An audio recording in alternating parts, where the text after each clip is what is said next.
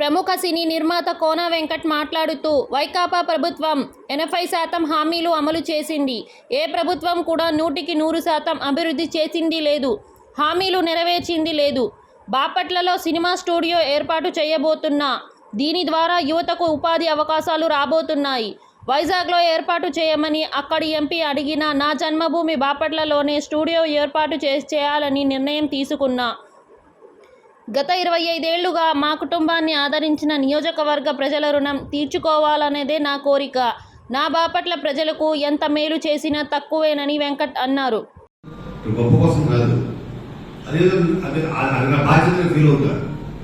నా ఊరికి మేమేదో చేయాలి అని మాకు 10 సంవత్సరాలు ఆదరించారు. వీళ్ళకి ఏమిచ్చి మనం నా దృష్టికి ఏ సమస్య వచ్చినా స్పందించే గుణం నాకు ఉంది, మా కుటుంబానికి ఉంది. ఇంకా రఘుపతి గారు ఇప్పుడు రాబోతున్నాయి ఇప్పుడు ఎలక్షన్స్.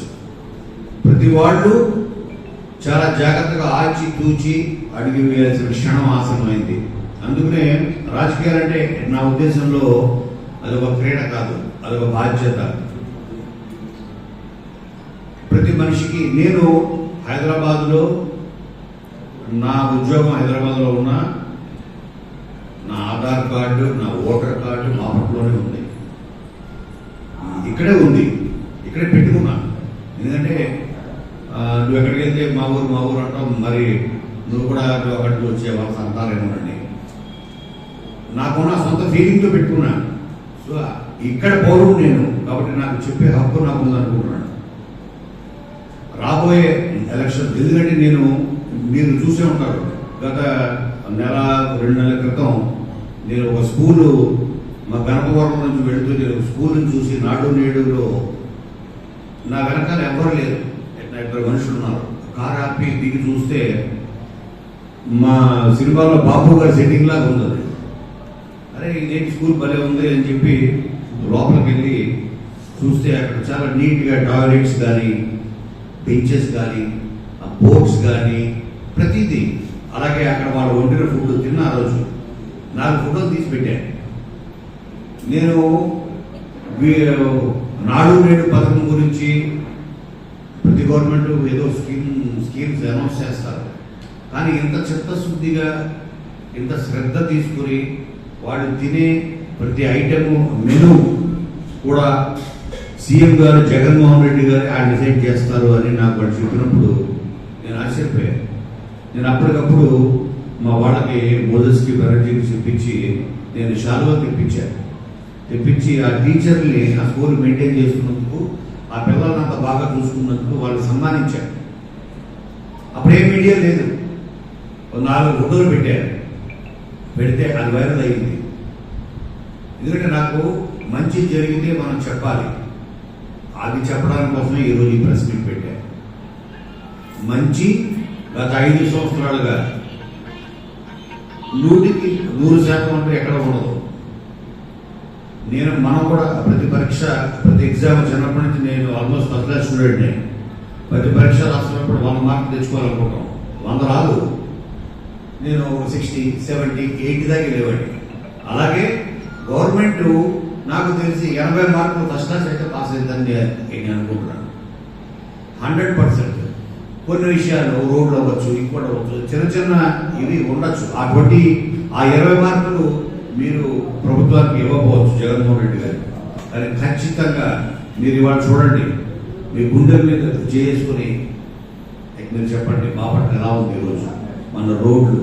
నేను రాత్రి వస్తే నేను వచ్చిన ప్రతిసారి మా డ్రైవర్ చేసుకుంటే తక్కువ కళ్ళు తెరిస్తే నేను మళ్ళీ తిరిగి జూబ్లీస్కి వచ్చేసాననిపిస్తుంది. మళ్ళీ ఏ జూబ్లీస్కో బంజారాస్కి వచ్చానా అని అనిపిస్తుంది. అలా ఉందా లేదా? సో ఇది మరి అంత ముందు ప్రభుత్వాల్లో దేనికి జరగలేదు. ఒక్కొక్క పార్లమెంటు నియోజకవర్గాన్ని ఒక జిల్లా చేయాలన్న ఆలోచన ఆ ముందున్న ప్రభుత్వాలు ఎందుకు రాలేదు?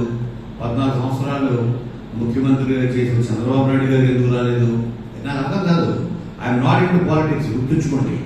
నేను ఒక సినీ పరిశ్రమ చెందిన వ్యక్తిని, బట్ నా కుటుంబం రాజకీయాల్లో ఉంది. నేను ఈ రోజు వరకు 10 సంవత్సరాలుగా వైఎస్ఆర్సీపీ ఎమ్మెల్యేగా, డిప్యూటీ స్పీకర్గా మా బాబాయ్ గారు ఉన్న ఈ క్షణం వరకు నేను జగన్మోహన్ రెడ్డి గారిని కలవలేదు, చూడలేదు. కనీసం 5 అడుగుల డిస్టెన్స్లో, 10 అడుగుల టీవీలో చూడడం తప్ప. ఎందుకంటే నా రాజకీయం మా ఊరు వరకు, నా రాష్ట్రం వరకు నేను దూరం నుంచి చూస్తాను. నాకు మంచి అనిపిస్తే చెప్పాలనుకున్నాను, నాకు చెడు అనిపిస్తే కూడా చెప్తా. సినీ పరిశ్రమలో ప్రభుత్వాల జోక్యం అనవసరం. ఇది జగన్మోహన్ రెడ్డి గారి ప్రభుత్వంలో మొన్న కూడా చెప్పాను. నేను ఈ రేట్ల విషయంలో వచ్చినప్పుడు నేను డైరెక్ట్గా పేర్నాని గారిని ఫోన్ చేశాను. పేర్నాని గారికి నేను చేసి చెప్పాను, సార్ ఒక సినిమా తీసినప్పుడు ఆ ప్రొడ్యూసర్ దానికి ఎంత రేట్ పెట్టుకోవాలో ఆ ప్రొడ్యూసర్ డిసైడ్ చేసుకుంటాడు సార్. ఎందుకంటే సినిమాని మనం ప్రేక్షకుల్ని వాటికి నచ్చితే చూస్తాడు. ఆ రేటు నచ్చినా, సినిమా నచ్చినా, మీరు ఫ్రీగా చూపించినా చూడడం. నేను ఎక్కడికి వెళ్ళినా ప్రపంచంలో, ఈవెన్ అమెరికాలో వెళ్ళి నా దగ్గర ప్రెస్ వాళ్ళు వచ్చినా నేను ఫస్ట్ చెప్పేది మా ఊరి పేరు బాపట్ల. ఎందుకంటే మనకి ఏ గుర్తింపు వచ్చినా అది మన మాతృభూమిని, మనకు విద్య నేర్పిన గురువుని, మనం పుట్టిన నేలని మర్చిపోకూడదు అంటారు. అది నాకెందుకో నాకు బాపట్ల అంటే ప్రేమ. నేను అమెరికాలో కూడా చాలాసార్లు చెప్పాను. అలాంటి బాపట్లలో నేను సినీ పరిశ్రమకు సంబంధించి నేను స్టూడియో పెట్టాలనుకున్నాను. ఎంతో తెలుసు పెట్టాలనుకున్నాను. 14లోనే వచ్చింది నాకు ఐడియా. అప్పుడు కాకపోతే మా కుటుంబం, తాతగారు మీకు తెలుసు 15 సంవత్సరాలుగా ఆయన ఇక్కడ ప్రాతినిధ్యం వహించారు. తర్వాత మా బాబాయ్ గారు 10 సంవత్సరాలు, అంటే 25 సంవత్సరాలు మేము ఈ బాపట్ల నియోజకవర్గానికి మా కుటుంబాన్ని ఆదరిస్తూ వచ్చారు. ఇక్కడ ప్రజలు అంటే మా మీద ఆదరాభిమానాలు చూపిస్తూ వచ్చారు. అందుకు వాళ్ళకి కృతజ్ఞతగా నన్ను విశాఖపట్నంలో పెట్టమన్నా నా పార్ట్నర్ ఎంవీవి సత్యనారాయణ గారు, మీ అందరూ తెలుసు, విశాఖపట్నం ఎంపీ, సార్ ఇక్కడ పెడతాం రండి అని. లేదు సార్, నేను నా పుట్టినూరులో, నా స్వస్థలంలో నేను పెట్టాలి. దానివల్ల కనీసం ఒక 500 మందికి మినిమం ఇక్కడ ఎంప్లాయ్మెంట్ దొరుకుతుంది, పైగా ఎకానమీ పెరుగుతుంది. ఎందుకంటే స్టూడియో అనేటప్పటికీ ఇప్పటికీ నేను ఒక 2 బాలీవుడ్ సినిమాలు రాస్తున్నాను. అలాగే తెలుగు సినిమా, నేను చేసే ప్రతి సినిమా మీరు చూస్తే అమ్మా నాన్న తమిళమ్మ దగ్గర నుంచి, వెంకీ దగ్గర నుంచి ప్రతి సినిమా సముద్రం ఉంటుంది. అంటే విశాఖపట్నం ఉంటుంది. మొన్న వచ్చిన నిన్ను కోరి కూడా గల్లీ రౌడీ, ఆ సముద్రం హైదరాబాద్కి అత్యంత చెరువులో సముద్రం బాపట్లే కదా. కాబట్టి ఇక్కడ స్టూడియో పెడితే వాళ్ళందరినీ వైజాగ్ వెళ్ళే బదులు ఇక్కడికి తీసుకురావచ్చు. ఇక్కడ ఎకానమీ డెవలప్ అవుతుంది, ఉద్యోగాలు వస్తాయి, 10 మందికి ఉపాధి దొరుకుతుంది. అలాగే ఎకానమీ ఎలాగంటే ఇక్కడ లోకల్ అకామిడేషన్స్ కోసం ఇక్కడ హోటల్స్, రిసార్ట్స్ డెవలప్ అవుతాయి, చాలా వచ్చాయి ఇప్పటికీ.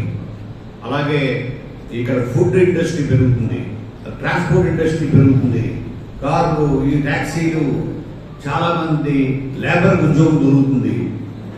ఇది ఒక పరిశ్రమ. సినిమాల కాలక్షేపం ప్రేక్షకులు మాత్రమే, కానీ దానివల్ల మీరు చూస్తే కొన్ని వందల వేల కోట్ల పరిశ్రమ ఇది. మీరు చూశారు, ఇవాళ ప్రపంచ స్థాయికి వెళ్ళిపోయింది మన తెలుగు సినిమా. సో అది పెట్టాలనుకున్నాడు. 14 నుంచి 19 వరకు రఘుపతి గారు ఎమ్మెల్యేగా ఉన్నా ఆ ప్రభుత్వ సహకారం లేదురా మనకు అవ్వదు అన్నప్పుడు సరే నేను ఊరుకున్నాడు. 19లో వచ్చిన తర్వాత కూడా పెట్టాలనుకున్నా. అయితే ఇంకా నేను ప్రయత్నాలు స్టార్ట్ చేశానో లేదో, కొంతమంది ప్రతిపక్షం వాళ్ళు, వీడియో వాళ్ళు ల్యాండ్ దొబ్బేయడానికి, ఇచ్చేయడానికి ఏదో మాట్లాడారు. సో దాంతో నేనే కొంచెం ఫీల్ అయ్యి మనస్తాపం చెంది ఆపేశాను. దీనివల్ల నాకే నష్టం లేదు, ఈ ప్రాంతానికి నష్టం జరుగుతుంది. నేను రేపొద్దున ఏ ప్రభుత్వం వచ్చినా నేను ఖచ్చితంగా అన్ని పార్టీల వాళ్ళని పిలిచి ఇలా బ్రేక్ఫాస్ట్ పెట్టినట్టు బాపట్లలో ఉన్న ప్రతి పార్టీ వాళ్ళని పిలుస్తారు.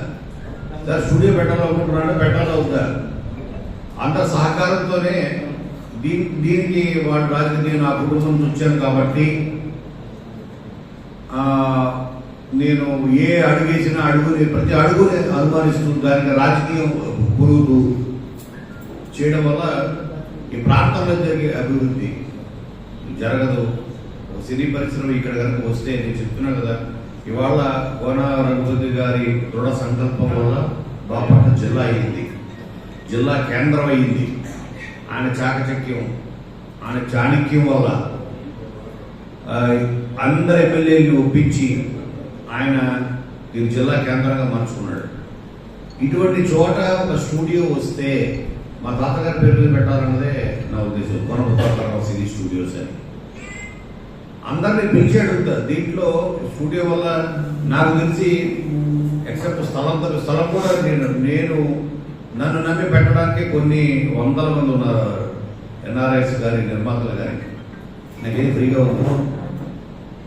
సో అది నేను రేపు రాబోయే ప్రభుత్వంలో తప్పనిసరిగా అది నా గోల్గా పెట్టుకుంటాను.